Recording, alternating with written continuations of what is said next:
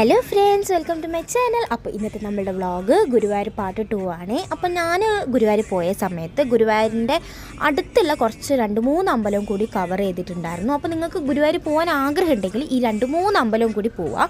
കാരണം ഇത് ഗുരുവായൂർ അമ്പലത്തിൻ്റെ അടുത്താണ്. അപ്പോൾ അത് ഏതൊക്കെ അമ്പലമാണെന്ന് ഞാൻ പറഞ്ഞുതരാം. ആദ്യം തന്നെ ഞങ്ങൾ പോയത് മമ്മിയൂർ ശിവക്ഷേത്രത്തിലാണ്. ഇത് ശിവൻ്റെ അമ്പലമാണ് കേട്ടോ. ഗുരുവായൂർ അമ്പലത്തിൻ്റെ അടുത്താണ്. നിങ്ങൾക്ക് നടന്നിട്ട് പോവാം, ഓട്ടോയിലും പോവാം, അത്ര ദൂരമൊന്നുമില്ല. പിന്നെ ഞങ്ങൾ പോയത് പാർത്ഥസാരഥി കൃഷ്ണൻ്റെ അമ്പലത്തിലാണ് കേട്ടോ. ഞങ്ങൾ അവിടെ എത്താൻ കുറച്ച് ലേറ്റായി, എന്നാലും കൃഷ്ണൻ ഇങ്ങനെ വരുന്നതൊക്കെ കാണാൻ പറ്റി. പിന്നെ ഞാൻ അമ്പലത്തിൻ്റെ ഉള്ളിലുള്ള ഫോട്ടോ എടുക്കാൻ പറ്റാത്തത് കൊണ്ടാണ്, എടുക്കാൻ പാടില്ലായിരുന്നു. പിന്നെ ഞങ്ങൾ ദർശനമൊക്കെ കഴിഞ്ഞ് ഇറങ്ങി ഭക്ഷണം കൊടുക്കുന്നുണ്ടായിരുന്നു. അപ്പോൾ ഞങ്ങൾ അവിടെ നിന്ന് തന്നെ പാർത്ഥസാരഥിയിൽ നിന്ന് തന്നെ ഭക്ഷണം കഴിച്ചു.